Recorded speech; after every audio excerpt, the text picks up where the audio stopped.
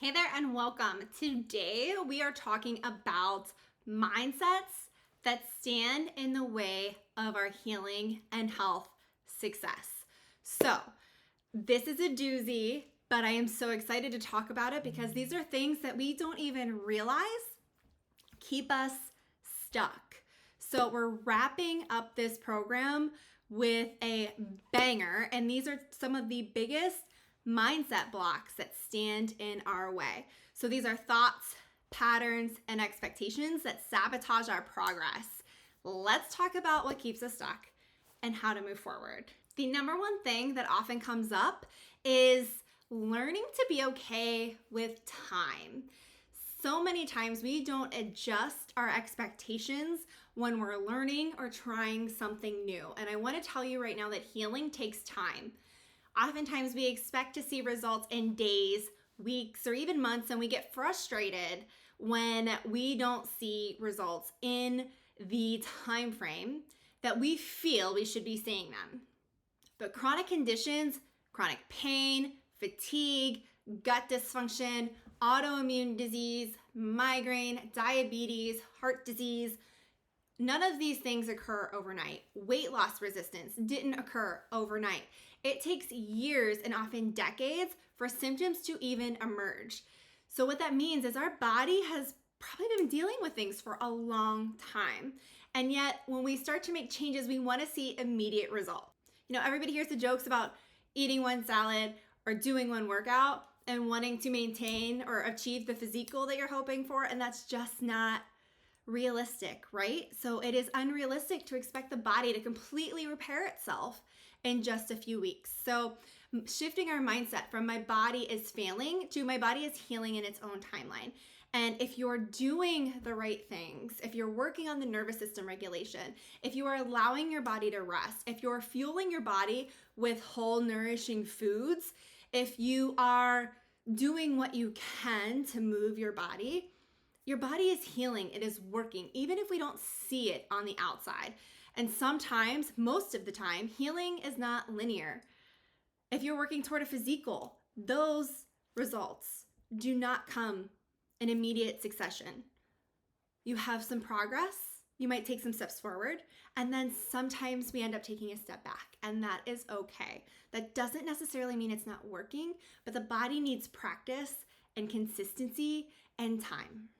I'm going to give you a couple analogies. So number one, pregnancy. If you're female and you've had a child, then you understand this very well. When you conceive a child, we don't just expect to wake up the next morning and deliver the baby. It takes time for that baby to grow. It takes 9 to 10 months to develop and become ready to enter the world. Healing is the same. It is a process of growth beneath the surface before you actually see the visible change and the visible results. Becoming a doctor or a lawyer, you don't just graduate from high school and decide, I'm a lawyer now, or I'm a doctor now. These things take time. After K through 12, you have to go to undergrad, and then you have to go to grad school. And then for doctors, you have to do internships and residencies and fellowships, and then if you pass your exam, you might become a doctor. Lawyers, the same way. They don't graduate from undergrad and expect to be a lawyer yet. They know there's more education, 4 more years, plus an exam, plus internships, all of these things. These things take years of preparation. You don't skip the process, you trust the process. How many of you know about how the bamboo plant grows? The bamboo plant spends 3 to 5 years growing roots beneath the soil before you ever see a single shoot above the ground. Then, seemingly overnight, once that shoot is exposed, it can grow 90 feet tall in just a few weeks. But that rapid growth only happens because the foundation has been built quietly underground. Healing is the same. Long-term health goals are the same. Physique goals are the same. Most of the progress is happening beneath the surface before we see it reflected physically. So just because we can't see the results yet doesn't mean that growth is not happening. Another mindset that can stand in our way without us even recognizing it is seeking external validation instead of inner guidance. So one of the traps that we fall into is looking for external validation, for approval, for the right outcomes, for the right answers, for someone to fix us. But the truth is that healing starts within. When we try to change our habits without doing the inner work, then we're not going to see results. Results come from self-discovery and mindset shifts that sustain change. And without changing our thoughts, our feelings, and our beliefs, those are the things that make up our identity, without changing our self-perception and our perspective, then our results aren't going to stick. If we're staying in the same place that led to being sick or not being able to maintain the physique goals that you're hoping to, then we can't move forward. So just remembering that healing starts within. It's not coming from someone else or something else. It starts with us. Something else that I see a lot, and I've been there myself as well, is waiting for evidence before deciding to take action. And this might look like, when I lose a few pounds, then I'll start going to the gym. When I feel better, then I'll focus more on nutrition. But the truth is, the results don't show up before we change our identity, what we're thinking, feeling, believing, and what we're doing, the action. We can't just have the results without focusing on these things. But a lot of us want to see the evidence before we take further action. It's kind of our brain's way of keeping us safe, but we've already learned that just because it's trying to keep us safe doesn't mean it's helping us, right? You have to believe first, then take aligned action, then the results appear. You act from a state of belief and faith in yourself, not from proof. Some of us live life waiting for the other shoe to drop. Sometimes we're focusing on doing all of the things, or maybe we've started shifting our perspective and our beliefs, but there's still a little voice saying that it's not going to last, or waiting for something to go wrong, waiting for symptoms to kick in. And while that fear is protection talking, it's our brain trying to keep us safe. When we plan for the worst, we keep recreating the same struggle. So we used to have a saying in our house, hope for the best, but plan for the worst. And while we're usually focused on the best, planning for the worst is not very conducive, right? I'm not saying don't have a backup plan, but when we live our life thinking that the best is not going to work out and falling back, those are the results that we're going to get, because we don't get what we hope for. We get what we prepare for. Restriction versus abundance. When we're focused on restriction and what we can't have or feel like we can't have, things get really heavy. This is where we get tired of doing the thing. We get frustrated. Everything feels so hard. But when we shift our focus from restriction to abundance, and we're focusing on what is working, what we can nourish our bodies with, what we're so lucky to have access to these things, that it can be so simple, focusing what we're grateful for, everything begins to expand. Abundance attracts progress, and restriction creates resistance. So when you're noticing that you might be feeling restricted, try to shift that. Focus on abundance.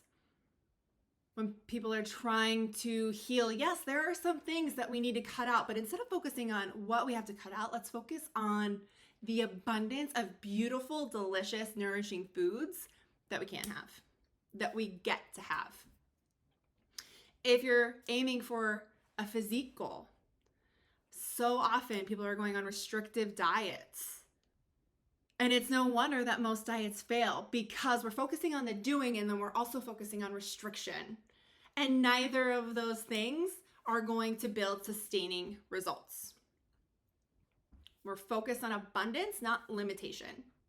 Next, let's talk about the magic bullet mindset. So many of us believe that we just need all of the tests the supplements, the protocols. We want to find that one thing that's going to fix everything. We are sometimes quite literally on a wild goose chase. If we could just find the right nutrition plan, if we could just only remove one thing. But the reality is that the body and healing is holistic. It's usually never just one thing. It's our mindset, our nervous system, our nutrition, our sleep, our liver and gut and immune health, our hydration, our environmental exposures, our beliefs. All of these things play together. And it sounds like a lot, but when we strip out all the noise, it can be very simple, especially with the right support. My job, my goal is to make things as simple as possible so you can focus on the things that matter. In a world full of hacks and quick fixes, we hope to find the path of least resistance, what's going to get us from point A to point B with the least amount of effort possible. The reality is that improving our health, reversing symptoms, improving our physique, these things take intention. We can't expect to live the same life and be the same person and want and expect different results. It's just not possible. It doesn't make sense. Now, the next one is something that I hear all the time. And this is the I could never or I'm not someone who. And I find these to be so interesting because every time I hear them, I know that they're not true. I know that they're limiting beliefs. You might believe them now, but they're not real. And I know this because I was that person. I was that person that could never give up chocolate, that could never give up red wine. If you would have asked me a decade ago, those were non-negotiables and those were things that I had almost every single day. But the reality is, these are stories, not facts. And these are fixed mindset statements that keep us stuck where we're at.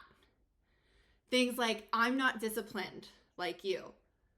Or, I'm not someone who likes exercise. I don't like to sweat. I don't like to get up early. I'm not a morning person. I could never give up cheese. These might sound familiar. Maybe you're thinking them about yourself right now. And the fact of the matter is, we don't have to love everything, but we can all find something that works for us. The mindset shift here is I am becoming the kind of person that takes care of myself with ease.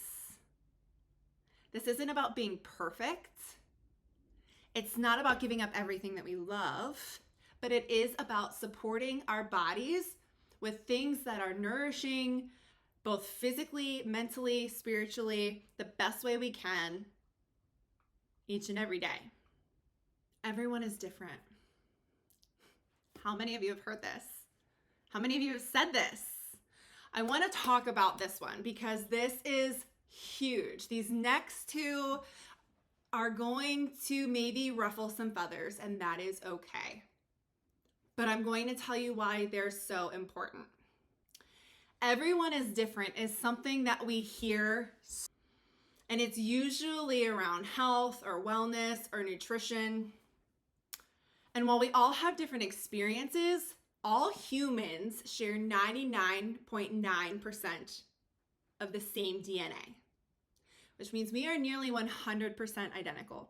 So we may have different environmental exposures. We may have a different upbringing. We may have slightly different genetic mutations, but we are almost 100% identical, which is so important to realize because we live in a world where we think everyone is different. What works for you may not work for me. And this is another mentality that keeps us stuck because we look at people that are healing, that are reversing their conditions, that are seeing the success with their health or their physique that we so want, but we separate ourselves mentally because everyone is different. We think because our circumstances are different, we couldn't possibly have the same results. Or that our genetics are different, we couldn't possibly have the same results. And that's simply not true. And it all starts with what's going on up here. Humans have a species-specific diet, just like every other animal.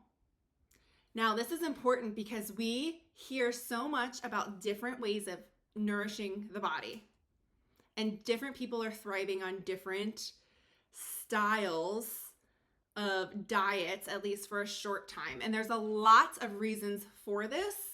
What we often don't see is how things go south for so many.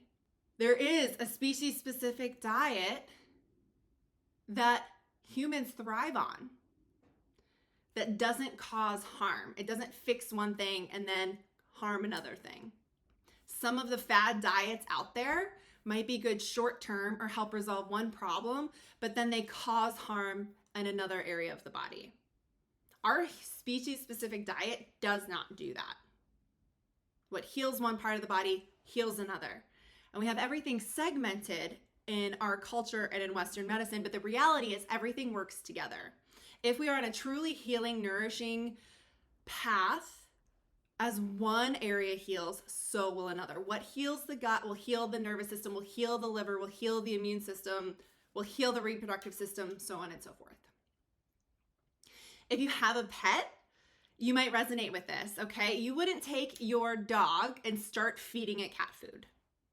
You wouldn't take your cat to the vet and they suddenly tell you that it needs to eat bird food. We look at every other species on the planet and we would agree that they have a species-specific diet. They don't worry about when to eat, how much to eat, how often to eat. They don't balance their macros. They're not counting calories. And yet in the wild, they do have to worry about predators, but they're not obese and they're not underweight and they're not dying of chronic conditions. They're not on a lifetime of medications. Humans, as intelligent as we are the only species on the face of the planet that is wildly confused and needs a double-blind random control clinical trial to tell us what foods and what are healthy and what foods are not. Healing happens when we come back to common sense, biologically appropriate nourishment. So you are not broken or different. Your body needs what it was designed for. And then the healing can begin. The weight loss resistance can stop. The inflammation can reverse. And this last one, oh my gosh, whew, this one sends people out with their pitchforks, but I'm gonna say it anyway. Everything in moderation, all right? This mindset sounds so reasonable, but I want to tell you why this was originally developed. Moderation was originally used for restriction, limitation. Having something in moderation meant we had very little of it. But that has been flipped on its head in our current culture, and it is now used as an excuse to keep unhealthy habits. Everything in moderation now means you can have whatever you want as long as you do it in moderation. Now, I'm not saying give up all your favorite junk foods, okay? I've said it before, I'll say it again. I am a sucker for French fries, all right? I have them every couple of months. I eat them, I enjoy them, I don't beat myself up about it. There are other people in the healing community that would say that that's not appropriate, but this is where I'm at right now. What I don't do is eat them and use moderation as an excuse. And that's what it is. Moderation is being used as an excuse to consume things that do not serve us. Additionally, moderation means something different for everyone. What is moderation for you is different than that of your neighbor, is different than for me. For some people that drink 2 liters of pop a day, moderation is only having 1. And yet for others, it might be having a diet soda or a half a diet soda every couple of months. And I want to note, it's not about perfection or deprivation. It's about making choices that honor our body the majority of the time. And when we want to stray a little bit and enjoy something because there's a social aspect or a psychological aspect, it's comforting, we enjoy it, that's okay. But it's the mindset shift of calling it what it is and recognizing that this isn't something that I would normally consume, but I'm going to enjoy it because I enjoy sharing this meal with whoever you're with. When you choose something less supportive, enjoy it guilt-free and then move on. So many of us shame ourselves over the food that we eat, and that is something that is not supportive. Stress and anxiety over food is not supportive. That's going to cause inflammation and stress on the nervous system. But we just have to take that mindset shifts and make the best decisions that we can most of the time. And when we veer from that, release guilt and then just return to alignment. But what we don't do is justify it under the guise of moderation. That's my hot take. Take it or leave it. We're going out with a bang here, and that's okay. In closing, healing and health is not a straight line. It is a journey of awareness, consistency, and self-compassion. The more you recognize and release these limiting mindsets, the faster your body, brain, and nervous system can align with healing. So remember, every thought, every belief, every action is a vote for the version of yourself that's already thriving. You're stepping into an alignment with someone that is already thriving. We're not waiting for the other shoe to drop. We're not planting a seed and checking every day to see if it's growing. We water the seed and we let it grow. All right? So remember to be patient, be aligned, and know that you're healing from the inside out. Your body is for you, not against you. With love and vitality, yours truly.